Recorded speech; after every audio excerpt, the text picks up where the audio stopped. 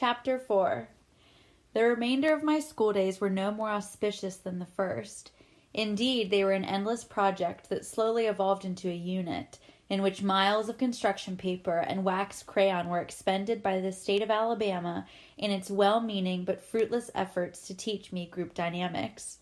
What Jem called the Dewey Decimal System was school-wide by the end of my first year, so I had no chance to compare it with other teaching techniques. I could only look around me. Atticus and my uncle, who went to school at home, knew everything. At least what one didn't know, the other did. Furthermore, I couldn't help noticing that my father had served for years in the state legislature, elected each time without opposition, innocent of the adjustments my teachers thought essential to the development of good citizenship. Jem, educated on a half-decimal, half-dunce-cap basis, seemed to function effectively alone or in a group, but Jem was a poor example. No tutorial system devised by man could have stopped him from getting at books. As for me, I knew nothing except what I gathered from Time magazine, and reading everything I could lay hands on at home, but as I inched sluggishly along the treadmill of the Macomb County school system, I could not help receiving the impression that I was being cheated out of something. Out of what, I knew not. Yet I did not believe that 12 years of unrelieved boredom was exactly what the state had in mind for me. As the year passed, released from school 30 minutes before Jem, who had to stay until 3 o'clock, I ran by the Radley place as fast as I could, not stopping until I reached the safety of our front porch. One afternoon, as I raced by, something caught my eye and caught it in such a way that I took a deep breath, a long look around, and went back. 2 live oaks stood at the edge of the Radley lot. Their roots reached out into the side road and made it bumpy. Something about one of the trees attracted my attention. Some tinfoil was sticking in a knothole just above my eye level, winking at me in the afternoon sun.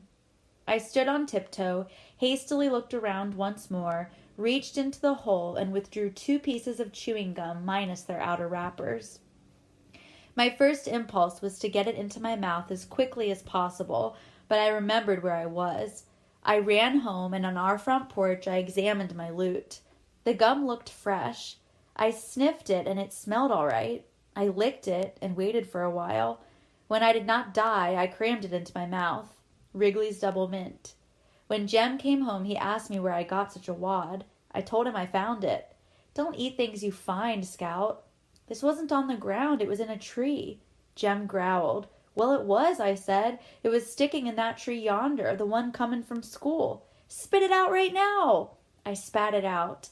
The tang was fading anyway. I've been chewing it all afternoon, and I ain't dead yet, not even sick. Jem stamped his foot. Don't you know you're not supposed to even touch the trees over there? You'll get killed if you do. You touched the house once. That was different. You go gargle, right now, you hear me? Ain't neither. It'll take the taste out of my mouth. You don't, and I'll tell Calpurnia on you. Rather than risk a tangle with Calpurnia, I did as Jem told me. For some reason, my first year of school had wrought a great change in our relationship. Calpurnia's tyranny, unfairness, and meddling in my business had faded to gentle grumblings of general disapproval. On my part, I went to much trouble sometimes not to provoke her. Summer was on the way. Jem and I awaited it with impatience. Summer was our best season. It was sleeping on the back-screened porch in cots or trying to sleep in the tree house. Summer was everything good to eat. It was 1,000 colors in a parched landscape. But most of all, summer was dill. The authorities released us early the last day of school, and Jem and I walked home together. Reckon old Dill'll be coming home tomorrow, I said. Probably day after, said Jem. Mississippi turns 'em loose a day later. As we came to the live oaks at the Radley place, I raised my finger to point for the 100th time to the knothole where I had found the chewing gum, trying to make Jem believe I had found it there, and found myself pointing at another piece of tinfoil. I see it, Scout, I see it. Jem looked around, reached up, and gingerly pocketed a tiny, shiny package. We ran home, and on the front porch we looked at a small box patchworked with bits of tinfoil collected from chewing gum wrappers. It was the kind of box wedding rings came in, purple velvet with a minute catch. Jem flicked open the tiny catch. Inside were 2 scrubbed and polished pennies, one on top of the other. Jem examined them. Indian heads, he said. 1906 and Scout. One of 'em's 1900. These are real old. 1900, I echoed. Say, hush a minute, I'm thinking. Jem, you reckon that's somebody's hiding place? Nah, don't anybody much but us pass by there, unless it's some grown person's. Grown folks don't have hiding places. You reckon we ought to keep 'em, Jem? I don't know what we could do, Scout. Who'd we give 'em back to? I know for a fact don't anybody go by there. Cecile goes by the back street and all the way around by town to get home. Cecile Jacobs, who lived at the far end of our street next door to the post office, walked a total of 1 mile per school day to avoid the Radley place and old Mrs. Henry Lafayette Dubose. Mrs. Dubose lived 2 doors up the street from us. Neighborhood opinion was unanimous that Mrs. Dubose was the meanest old woman who ever lived. Jem wouldn't go by her place without Atticus beside him. What do you reckon we ought to do, Jem? Finders were keepers unless title was proven. Plucking an occasional camellia, getting a squirt of hot milk from Miss Maudie Atkinson's cow on a summer day, helping ourselves to someone's scuppernongs was part of our ethical culture, but money was different. Tell you what, said Jem, we'll keep 'em till school starts, then go around and ask everybody if they're theirs. There's some bus child's, maybe. He was too taken up with getting out of school today and forgot 'em. These are somebody's, I know that. See how they've been slicked up? They've been saved. Yeah, but why should somebody want to put away chewing gum like that? You know it doesn't last. I don't know, Scout, but these are important to somebody. How's that, Jem? Well, Indian heads. Well, they come from the Indians. They're real strong magic. They make you have good luck. Not like fried chicken when you're not looking for it, but things like lifelong and good health and passing 6-week tests. These are real valuable to somebody. I'm going to put 'em in my trunk.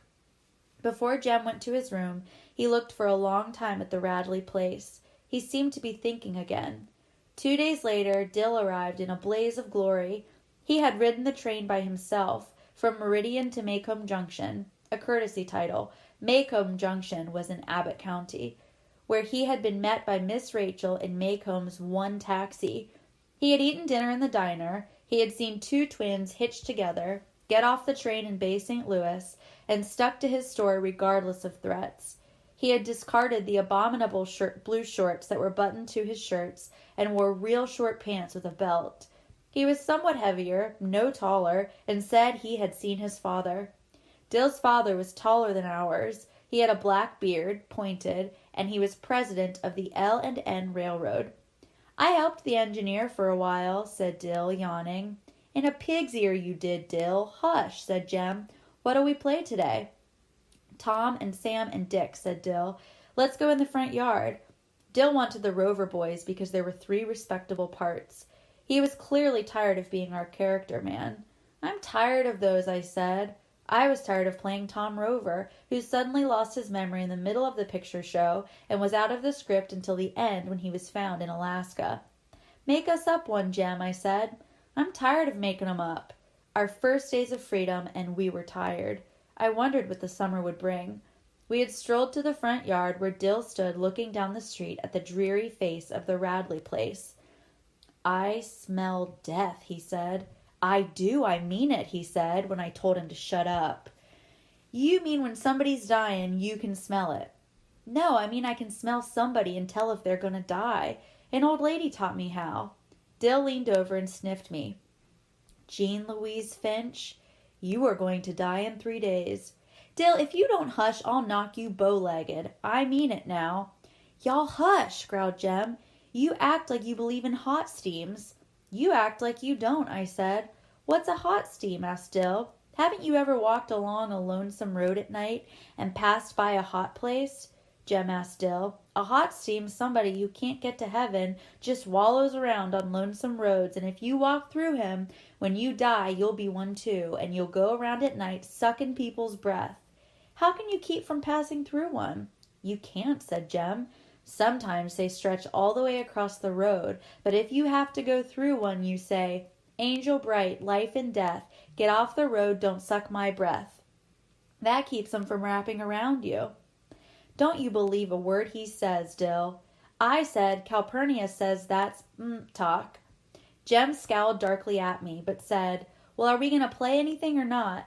"Let's roll in the tire," I suggested. Jem sighed. "You know I'm too big." "You can push." I ran to the backyard and pulled an old car tire from under the house. I slapped it up to the front yard. "I'm first," I said. Dill said he ought to be first. He just got here. Jem arbitrated, awarded me first push with an extra time for Dill, and I folded myself inside the tire. Until it happened, I did not realize that Jem was offended by my contradicting him on hot steams, and that he was patiently awaiting an opportunity to reward me. He did by pushing the tire down the sidewalk with all the force in his body. Ground, sky, and houses melted into a mad palette. My ears throbbed. I was suffocating. I could not put out my hands to stop. They were wedged between my chest and knees. I could only hope that Jem would outrun the tire and me, or that I would be stopped by a bump in the sidewalk. I heard him behind me, chasing and shouting. The tire bumped on gravel, skeetered across the road, crashed into a barrier, and popped me like a cork onto pavement. Dizzy and nauseated, I lay on the cement and shook my head still, pounded my ears to silence, and heard Jem's voice. "Scout, get away from there, come on." I raised my head and stared at the Radley Place steps in front of me. I froze. "Come on, Scout, don't just lie there," Jem was screaming. "Get up, can't you?" I got to my feet, trembling as I thawed. "Get the tire," Jem hollered. "Bring it with you. Ain't you got any sense at all?" When I was able to navigate, I ran back to them as fast as my shaking knees would carry me. "Why didn't you bring it?" Jem yelled. "Why don't you get it?" I screamed. Jem was silent. "Go on, it ain't far inside the gate. Why, you even touched the house once, remember?" Jem looked at me furiously, could not decline, ran down the sidewalk, treaded water at the gate, then dashed in and retrieved the tire. "See there?" Jem was scowling triumphantly. "Nothing to it. I swear, Scout, sometimes you act so much like a girl it's mortifying." There was more to it than he knew, but I decided not to tell him. Calpurnia appeared in the front door and yelled, "Lemonade time! You all get in out of that hot sun before you fry alive." Lemonade in the middle of the morning was a summertime ritual. Calpurnia set a pitcher and 3 glasses on the porch, then went about her business. Being out of Jem's good graces did not worry me especially. Lemonade would restore his good humor. Jem gulped down his second glassful and slapped his chest. "I know what we are going to play," he announced. "Something new, something different." "What?" asked Dill. "Boo Radley." Jem's head at times was transparent. He had thought that up to make me understand he wasn't afraid of Radley's in any shape or form, to contrast his own fearless heroism with my cowardice. "Boo Radley? How?" asked Dill. Jem said, "Scout, you can be Mrs. Radley." "I declare if I will. I don't think—" "'Smatter?" said Dill. "Still scared?" "He can get out at night when we're all asleep," I said. Jem hissed, "Scout, how's he gonna know what we're doing? Besides, I don't think he's still there. He died years ago and they stuffed him up the chimney." Dill said, "Jem, you and me can play and Scout can watch if she's scared." I was fairly sure Boo Radley was inside that house, but I couldn't prove it, and felt it best to keep my mouth shut or I would be accused of believing in hot steams, phenomena I was immune to in the daytime. Jem parceled out our roles. I was Mrs. Radley, and all I had to do was come out and sweep the porch. Dill was old Mr. Radley. He walked up and down the sidewalk and coughed when Jem spoke to him. Jem, naturally, was Boo. He went under the front steps and shrieked and howled from time to time. As the summer progressed, so did our game. We polished and perfected it, added dialogue and plot until we had manufactured a small play upon which we rang changes every day.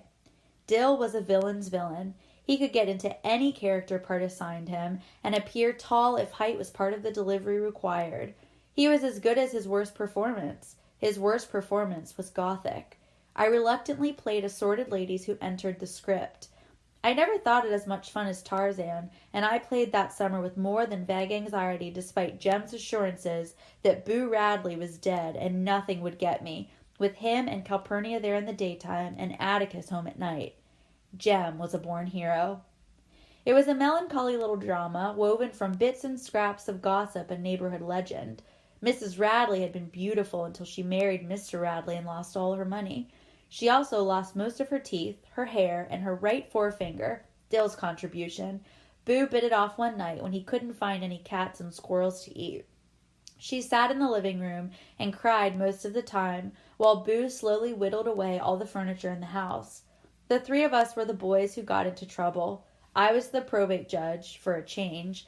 Dill led Jem away and crammed him beneath the steps, poking him with the brush broom. Jem would reappear as needed in the shapes of the sheriff, assorted townsfolk, and Miss Stephanie Crawford, who had more to say about the Radleys than anybody in Maycomb. When it was time to play Boo's big scene, Jem would sneak into the house, steal the scissors from the sewing machine drawer when Calpurnia's back was turned, then sit in the swing and cut up newspapers. Dill would walk by, cough at Jem, and Jem would fake a plunge into Dill's thigh. From where I stood, it looked real. When Mr. Nathan Radley passed us on his daily trip to town, we would stand still and silent until he was out of sight, then wonder what he would do to us if he suspected. Our activities halted when any of the neighbors appeared, and once I saw Miss Maudie Atkinson, staring across the street at us, her hedge clippers poised in midair. One day, we were so busily playing Chapter 220, Book 2 of One Man's Family, we did not see Atticus standing on the sidewalk looking at us, slapping a rolled magazine against his knee. The sun said 12 noon. "What are you all playing?" he asked. "Nothing," said Jem. Jem's evasion told me our game was a secret, so I kept quiet. "What are you doing with those scissors, then? Why are you tearing up that newspaper? If it's still today's, I'll tan you." "Nothing." "Nothing what?" said Atticus. "Nothing, sir." "Give me those scissors," Atticus said. "They're no things to play with. Does this by any chance have anything to do with the Radleys?" "No, sir," said Jem, reddening. "I hope it doesn't," he said shortly, and went inside the house. "Jem, shut up! He's gone in the living room. He can hear us in there." Safely in the yard, Dill asked Jem if we could play any more. "I don't know. Atticus didn't say we couldn't." "Jem," I said, "I think Atticus knows it anyway." "No, he don't. If he did, he'd say he did."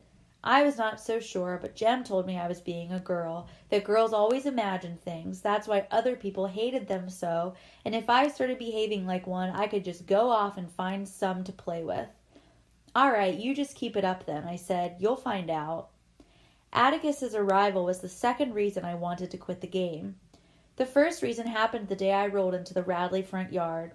Through all the head shaking, quelling